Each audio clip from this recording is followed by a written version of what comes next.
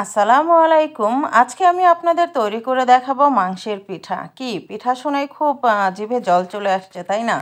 পিঠা তো আমাদের সবারই পছন্দ, বিশেষ করে বাঙালি পিঠা না হলেই তো চলেই না।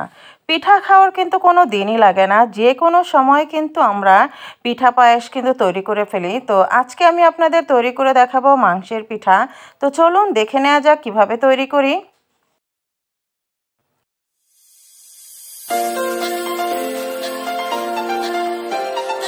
আজকে আমি পিঠাটা তৈরি করব ময়দা দিয়ে। আপনারা কিন্তু চাইলে চালের গুঁড়ো দিয়েও করতে পারেন।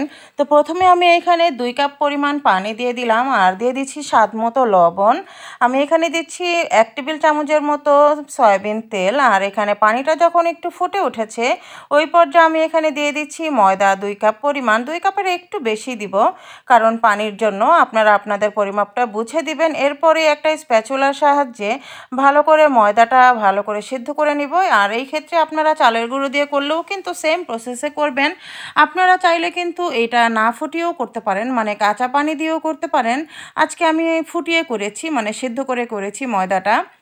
তো ভালো করে এরকম করে একটা স্প্যাচুলার সাহায্যে কিন্তু আমি ময়দার ডোটা ভালো করে মাখিয়ে নিব। এরপরে যখন ঠান্ডা হবে তখন আমি কিন্তু মুথে নিব। তো ওখান থেকে ওটা ঠান্ডা হতে থাক, মানে ময়দার ডোটা, আর এদিক থেকে আমি মাংসটা রেডি করে নিচ্ছি। এখানে আমি সয়াবিন তেল দিয়ে দিলাম আর দিয়ে দিচ্ছি 2টা এলাচ, দারচিনি আর তেজপাতা। এরপর একটু ফুটে উঠলে আমি এখানে দিয়ে দিচ্ছি পেঁয়াজ কুচি। পেঁয়াজটাকে একটু হালকা ভেজে নিব। আপনারা চাইলে আজকে মাংসের পুরের সাথে কিন্তু গাজর কুচিটাও দিতে পারেন, কিংবা বিভিন্ন সবজিও দিতে পারেন।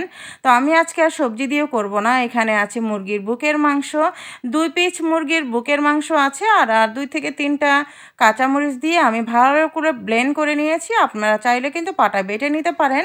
কাঁচামরিচটা ব্লেন্ড করে দিয়েছি যাতে করে বাচ্চাদের ঝালটা না লাগে। এখন এই তো দিয়ে দিয়েছি এখানে, আর একটু স্প্যাচুলার সাহায্যে ভালো করে নেড়ে চেড়ে দিব। যেহেতু এটা কিমা করে দিয়েছি, এটা কিন্তু জমে যাবে, মানে শক্ত হয়ে যাবে দেওয়ার সাথে সাথে। এই তেলে দেওয়ার সাথে সাথে একটু বারে বারে করে নেড়ে চেড়ে আমি একটু ভেঙে ভেঙে দিব। আপনারা চাইলে কিন্তু বুকের মাংসটা আলাদা সিদ্ধ করে তারপরে কাঁটা চামচের সাহায্যে ছাড়িয়ে এরপরেও কিন্তু আপনারা দিতে পারেন। আমি আজকে কিমা করে দিলাম। এখন কিন্তু ভালো করে একটু স্প্যাচুলার সাহায্যে নেড়ে চেড়ে সব মিলিয়ে দিতে হবে। এখানে আমি স্বাদ মতো লবণ দিয়ে দিলাম। দিয়ে দিচ্ছি লাল মরিচের গুঁড়ো 1 টেবিল চামচ পরিমাণ। দিচ্ছি আমি এখানে হলুদের গুঁড়ো 1 টিস্পুন পরিমাণ। আর এখানে দিচ্ছি জিরা গুঁড়ো 1 টিস্পুন পরিমাণ। আর এখানে দিব ধনিয়ার গুঁড়ো 1 টিস্পুন পরিমাণ। তো সব মশলা, যে মশলাগুলো আমাদের বাসায় সবসময় থাকে আর কি, সেই মশলাগুলো দিয়েই ভালো করে আমরা এই তো একটা চামচের সাহায্যে একটু ভেঙে ভেঙে দিচ্ছি। যেহেতু বলেছি আমি কিমা করে দিয়েছি, তাই এটা শক্ত হয়ে যাচ্ছে, দলা পাকিয়ে যাচ্ছে। এটা যতটা সম্ভব চামচের সাহায্যে একটু ভেঙে ভেঙে দিতে হবে আর কি। মশলার সাহায্যে ভালো করে কষিয়ে নেওয়ার পরে কিন্তু আমি এখানে 1 কাপ পরিমাণ পানি দিয়ে দিব, যাতে করে ভালো করে সিদ্ধ হতে পারে। যেহেতু ব্রয়লার চিকেন দিয়ে করেছি, সিদ্ধ হতে সময় লাগবে না। এখানে আমি 1 টিস্পুন আদা বাটা আর 1 টিস্পুন রসুন বাটা দিয়ে দিলাম। মানে মাংস রান্না করতে যা যা লাগে সেই সমস্ত মশলা দিয়েই কিন্তু ভালো করে কিমাটা কিন্তু রেডি করে নিতে হবে। এখন একটু নেড়ে ছেড়ে দিব মশলার সাহায্যে, যাতে কোনো সমস্ত মশলার কাঁচা গন্ধটা চলে যায়। আর এই পিঠাটা বানাতে কিন্তু কোনো সময় লাগে না। এই পুরটা যদি আপনারা আগে থেকে রেডি করে একটা বক্সে রেখে দেন, তারপর কিন্তু যখন তখন কিন্তু পিঠাটা বানিয়ে ফেলতে পারেন। আর যারা ফ্রোজেন করতে চান তারা কিন্তু সম্পূর্ণ পিঠাটা বানিয়ে ফ্রোজেন করে তারপর যখন মেহমান চলে আসলো বা টিফিনে দিলেন বা বিকেলে চায়ের আড্ডায় শুধু নামিয়ে নিয়ে 10 মিনিট রেখে তারপরে ভেজে নিলেই কিন্তু হয়ে যাবে। এখানে আমি 1 কাপ পরিমাণ পানি দিয়ে ভালো করে সেই সমস্ত পানিটা শুষে নিব, মানে একেবারে টেনে নিব। ভাজা ভাজা করে নিব চিকেনটা, তাতে করে পুরটাও কিন্তু বেশি ভালো লাগবে খেতে। আর এই যে চামচের সাহায্যে যতটা পারি চিকেনটাকে একটু ভেঙে ভেঙে দিব, আর একেবারেই ভাজা ভাজা করে দিব।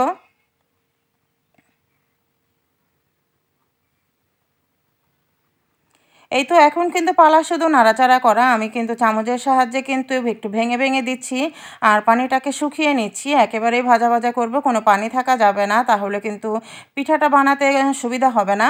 আর পিঠা বানানোর সময় যে এলাচ, দারচিনি আর তেজপাতা দিয়েছি সেটা কিন্তু হাত দিয়ে ফেলে দিতে হবে। তা না হলে কিন্তু মুখে লেগে থাকলে কিন্তু ভালো লাগবে না খেতে, দাঁতে লাগলে বাজে লাগবে খেতে। তো আমার কিন্তু পুরটা রেডি হয়ে গিয়েছে, আমি চলে যাব ডোটা বানানোর জন্য।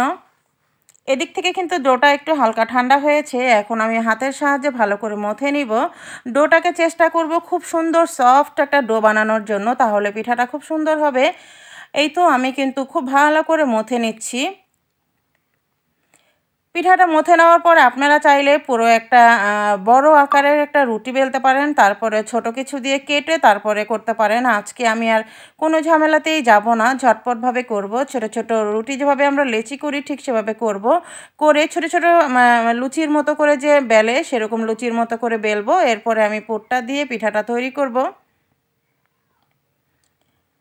আর এরকম করে কিন্তু অবশ্যই ঢেকে রাখবেন, তা না হলে কিন্তু পিঠাটা ফেটে যাবে। আর এক একটা লেচি নিচ্ছি আর একটু হালকা তেল দিয়ে কিন্তু আমি বেলবো। আমি আজকে কিন্তু গুঁড়ো দিয়ে কিন্তু বেলবো না, মানে ময়দার গুঁড়ো দিয়ে কিন্তু বেলবো না, তাহলে তেলটা নষ্ট হয়ে যাবে। আর এই যে এখানে পুরটা দিব, আর আজকে পিঠার সাইজটা কিন্তু একটু বড় হবে। ছোট ছোট পিঠা বানাবো না, খুবই ঝামেলা ছাড়া ঝটপটভাবে তৈরি করব। আর এই তো সাইড দিয়ে ডিজাইন করে দিব। আপনারা খুব সুন্দর করে ডিজাইন করতে পারেন, সেভাবে দিবেন। আমি যতটুকু পারি সেভাবে করে দিচ্ছি। আমি এত ভালো ডিজাইন করতে পারি না, যতটুকু পারি সেভাবে করছি। আর পিঠাগুলো কিন্তু একটু বড় বড় করে তৈরি করছি, এতে করে খুব তাড়াতাড়ি হয়ে যাবে। আর আপনারা চাইলে বড় করে একটা রুটি বেলতে পারেন, আর রুটি বেলে তারপরে কিছু কুকি কাটার দিয়ে আপনারা কেটে তারপরেও কিন্তু পিঠার শেপটা দিতে পারেন। আর যে যেমনটা করে পিঠার শেপ দেন সেটা আপনাদের একান্তই নিজেদের ব্যাপার। আমি যতটা পারি সেভাবেই করে দেখাচ্ছি। তো সবগুলো পিঠা তৈরি করে আমি এখন ভাজতে চলে যাব। আর অবশ্যই ডুবে তেল দরকার। আর এখানে কিন্তু আমার সবগুলো পিঠা মানে বানানো হয়ে গিয়েছে। আর আজকে কিন্তু আমার মেয়েও আমার সাথে পিঠা বানাতে হেল্প করেছে। তো এভাবেই কিছু কাজ বাচ্চাদের দিয়ে করানো উচিত, সবারই শেখা উচিত। আর তেলটা যখন অল্প একটু গরম হবে, খুব বেশি গরম না, অল্প গরম হওয়ার পরে আমি চুলোর আঁচটা কিন্তু মিডিয়ামে রেখে আমি পিঠাগুলো দিয়ে উল্টে পাল্টে ভেজে নেব খুব আস্তে আস্তে করে। আর একটু সময় নিয়ে ভাজলে হয় কি পিঠাটা খুব সুন্দর ক্রিস্পি হয়। আর বেশি তাড়াতাড়ি করে ভাজলে হয় কি উপরের দিকটা পুড়ে যায় আর ভেতরটা কাঁচা থেকে থাকে। তো এরকম অল্প সময় নিয়ে আস্তে আস্তে করে ভাজবেন।